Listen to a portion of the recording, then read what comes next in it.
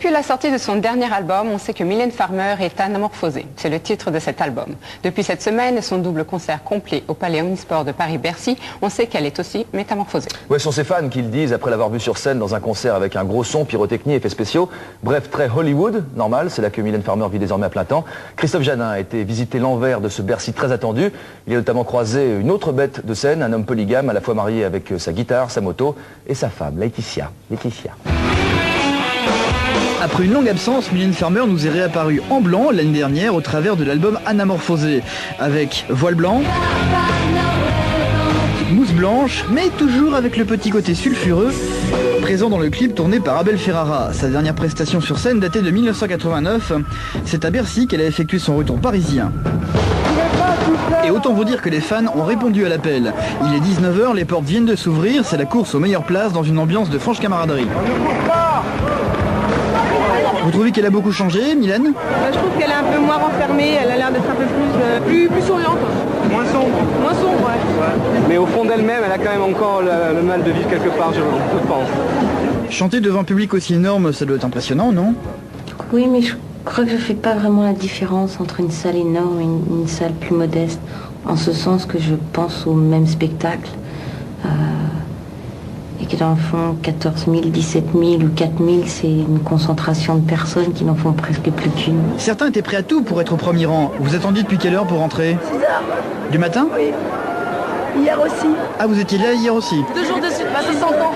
Ça s'entend pas. D'autres sont de vrais collectionneurs acharnés. À votre avis, il vaut combien mon backstage ? Oh, ça dépend. Il y a des... Ça, c'est très très rare, mais les collectionneurs peuvent le toucher à 200 francs, on peut dire, 200-300 francs. Mais ça dépend des boutiques qui vendent, mais globalement, c'est 200-300 francs. Pour un simple petit bout de papier comme ça. Mon petit bout de papier. En coulisses du côté des musiciens, pratiquement tous américains, tout va bien. Oh yes. It's gonna be big, it's gonna be hot. Biggest show ever in France. I think I'm hot shit. Does that translate? He doesn't belong. Chez les danseurs, ça a l'air aussi. Petit assouplissement avant le show. Ça fait du bien. Il est 21h, la pression monte. C'est dans 5 minutes. Mais qui c'est là-bas au fond du couloir ? Oh, mais c'est Johnny. Alors comme ça, vous connaissez Mylène ? Je ne connais pas du tout. Ah bon ? Qu'est-ce que vous faites là alors ? Ben, j'ai venu là-bas parce que ce qu'elle fait, c'est bien. Et c'est la première fois que je la vois sur scène. Enfin, je vais la voir sur scène, puisqu'elle n'est pas là encore. Et je suis très content d'être là. Apparemment, le show est très spectaculaire. Hein. Oui, j'ai vu des passages à la télévision. Ça a l'air formidable. Et puis, mon coach a pu occuper d'elle, donc physiquement, elle est en forme aussi. Ouais. Un show spectaculaire donc. Sans dévoiler Mylène, on peut en savoir un peu plus ? Si je vous dis ce que c'est, je vais donc le dévoiler. Ah bon. Mais c'est le... Je crois que le blanc est la couleur dominante, en tout cas du spectacle, sans évoquer l'entrée.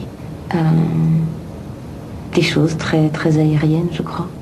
Bon, si vous appelez tous très fort Mylène, on vous passe un bout du spectacle.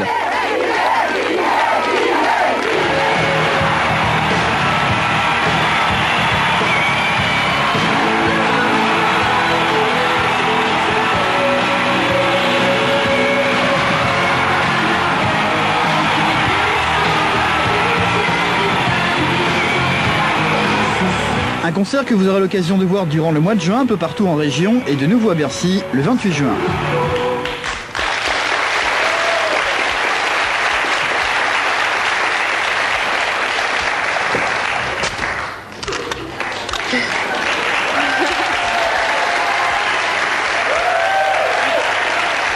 C'est la blague de l'été.